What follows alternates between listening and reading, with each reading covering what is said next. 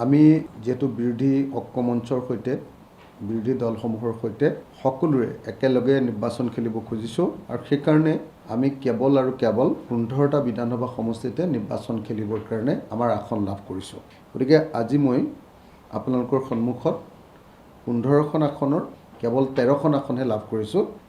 15খন নহয়, 13খন আসনহে আমি লাভ কৰিছোঁ। গতিকে এই 13খন যি আসন আছে, এই 13খন আসনৰ প্ৰাৰ্থী তালিকা মই ঘোষণা কৰিব খুজিছোঁ। কিন্তু ইয়াৰে এখনৰ প্ৰাৰ্থী তালিকা আজি অমীমাংসিত হৈ আছে। গতিকে সেইটো কাইলৈ পুৱা আমি ঘোষণা কৰিম। সেইটো হ'ল আপোনাৰ 105 নম্বৰ বোকাখাট বিধানসভা সমষ্টি। বোকাখাট বিধানসভা সমষ্টি আমি ৰতন দাৱক যদিও প্ৰাৰ্থিত্ব প্ৰদান কৰিছিলোঁ, কিন্তু ৰতন দাৱে কৈছে যে তেখেতে দলৰ হৈ নিৰ্বাচনত 24 ঘণ্টা খাটাৰ প্ৰয়োজন আছে বোকাখাটত। সেইকাৰণে তেওঁ প্ৰাৰ্থী হোৱাতকৈ এজন যোগ্য প্ৰাৰ্থীক ইয়াতে দি ৰতন দাৱে তেওঁৰ সৈতে ঐক্যবদ্ধভাৱে বোকাখাটত তেওঁ নিৰ্বাচনী প্ৰচাৰ চলাব। গতিকে তেওঁ মোক সেই হিচাপত জনাইছে। সেইকাৰণে মই আজি আমাৰ 13জনীয়া যি প্ৰাৰ্থী তালিকা তাৰ 12জনৰ নাম ঘোষণা কৰিব খুজিছোঁ আৰু কাইলৈ পুৱা মই 13 নম্বৰজনৰ নামটো ঘোষণা কৰি দিম। গতিকে চিৰিয়েল নাম্বাৰ ভিত্তিত আহিছোঁ। সমষ্টি নম্বৰ 7 গৌৰীপুৰ, তাত ৰাইজৰ দলৰ প্ৰাৰ্থী হ'ব আবুল মিয়া। 14 নম্বৰ সমষ্টি পূব গোৱালপাৰা, আব্দুল ৰছিদ মণ্ডল।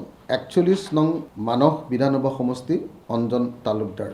51 নং দলগাঁও বিধানসভা সমষ্টি আজিজুৰ ৰহমান। 55 নং ঢিং বিধানসভা সমষ্টি মেহবুব মুক্তাৰ। 57 নং কলিয়াবৰ বিধানসভা সমষ্টি প্ৰদীপ বৰুৱা। 67 নং তেজপুৰ বিধানসভা সমষ্টি অলক নাথ। 79 নম্বৰ চিচিবৰগাঁও বিধানসভা সমষ্টি দুলাল চন্দ্ৰ বৰুৱা।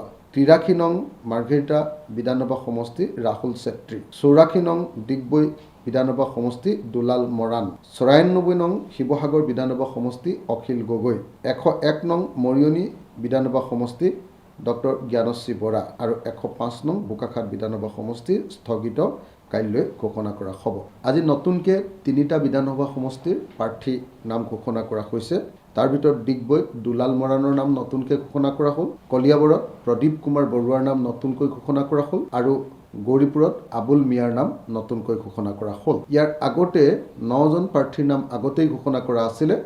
গতিকে নতুনকৈ আজি গৌৰীপুৰ বিধানসভা সমষ্টিত আবুল মিয়া, কলিয়াবৰ বিধানসভা সমষ্টিত প্ৰদীপ কুমাৰ বৰুৱা আৰু ডিগবৈ বিধানসভা সমষ্টিত দুলাল মৰাণ, এই 3জন নতুন প্ৰাৰ্থীৰ নাম ঘোষণা কৰা হৈছে। বোকাখাটতো আমি আজি প্ৰাৰ্থীৰ নাম ঘোষণা কৰাৰ ইচ্ছা আছিলে। সমস্ত প্ৰক্ৰিয়া শেষ হৈছে, মাত্ৰ কিছু বিশেষ টেকনিকেল কাৰণত। আমি লগতে এইটো জনাব খুজিছোঁ যে এই যি 12জনীয়া তালিকা প্ৰকাশ কৰা হ'ল আৰু কাইলৈ যি 13জনৰ বোকাখাট বিধানসভা সমষ্টিৰ নাম প্ৰকাশ কৰা হ'ব, এইখনেই হ'ল দলৰ চূড়ান্ত প্ৰাৰ্থী তালিকা। ইয়াত অন্তৰ্ভুক্ত নোহোৱা অথচ ইয়াৰ পূৰ্বে যিসকল সন্মানীয় প্ৰাৰ্থীৰ নাম আমি ঘোষণা কৰিছিলোঁ, তেওঁলোক সকলোবোৰৰে প্ৰাৰ্থিত্ব এই জাননীৰ দ্বাৰা বাতিল কৰা হ'ল। যেনেকৈ ধৰক আমি ঘোষণা কৰিছিলোঁ আপোনাৰ ধেমাজি বিধানসভা সমষ্টিত, কিন্তু যিহেতু বিৰোধী মিত্ৰতাৰ ক্ষেত্ৰত এই সমষ্টিকেইটা কোনোপধ্যে কংগ্ৰেছ দলে আমাক এৰি নিদিলে, গতিকে বিৰোধী মিত্ৰতাৰ স্বাৰ্থত, বিৰোধী দলসমূহৰ মিত্ৰতাৰ বাবে ফেচিষ্ট সাম্প্ৰদায়িক শক্তি বিজেপি RSSক প্ৰতিহত কৰাৰ স্বাৰ্থত ল'বলগীয়া এই কঠোৰ সিদ্ধান্তৰ বাবে সংশ্লিষ্ট সকলোৰে ওচৰত দলৰ সভাপতি হিচাপে মই দুখ প্ৰকাশ কৰিছোঁ আৰু ক্ষমা বিচাৰিছোঁ। 3জন প্ৰাৰ্থীৰ ওচৰত। এজন আমাৰ কাৰ্যকৰী সভাপতি জালুকবাৰী বিধানসভা সমষ্টিত নাম ঘোষণা কৰা হৈছিলে ৰমেন চন্দ্ৰ বৰঠাকুৰ। 2 বাবুল সোণোৱাল ধেমাজি বিধানসভা সমষ্টিত ঘোষণা কৰা হৈছিলে আৰু 3 ডাক্তৰ হৰিকান্ত দাস নাওবৈচা বিধানসভা সমষ্টিত ঘোষণা কৰা হৈছিলে। চেয়াৰমান আলী ডাঙৰীয়া ৰাইজৰ দলৰ প্ৰাৰ্থিত্ব দিবৰ কাৰণে প্ৰতিশ্ৰুতি প্ৰদান কৰিছিলোঁ আৰু চেয়াৰমান আলীৰ মন্দিয়া সমষ্টিৰ প্ৰাৰ্থিত্ব আমাৰ পিনৰ পৰা চূড়ান্ত কৰা হৈছিল। কিন্তু বহু যুঁজ বাগৰৰ পাছতো কংগ্ৰেছ দলে, বিশেষভাৱে কংগ্ৰেছ দলৰ সভাপতি গৌৰৱ গগৈ আৰু কংগ্ৰেছ দলৰ বিৰোধী দলৰ দলপতি দেৱব্ৰত শইকীয়া ডাঙৰীয়াই কোনোপধ্যে মন্দিয়া সমষ্টিত চেয়াৰমান আলী ডাঙৰীয়াৰ প্ৰাৰ্থিত্ব দিয়াৰ ক্ষেত্ৰত সন্মতি প্ৰদান নকৰিলে, বৰং তীব্ৰ বিৰোধিতা কৰিলে।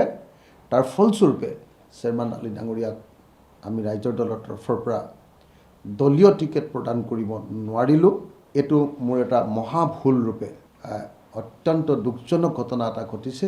গতিকে মই ৰাইজক মাত্ৰ এটাই কথা ক'ব খোজোঁ যে এই ভুল মোৰ ব্যক্তিগত ভুল নহয়, এই ভুল হ'ল অসমৰ পৰা সাম্প্ৰদায়িক আৰু ফেচিষ্ট বিজেপিক পৰাভূত কৰা সকলো মানুহৰ আকাংক্ষাক প্ৰতিনিধিত্ব কৰিবলৈ গৈ কৰা মোৰ এটা সামাজিক ৰাজনৈতিক ভুল।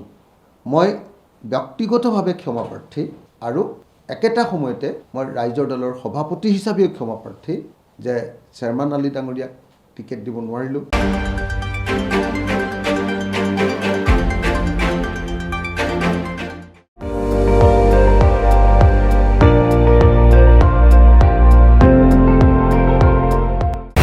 আপুনি চাই আছে ND24, সৰ্বশ্ৰেষ্ঠ নহয় সৰ্বোত্তমৰ দৌৰ।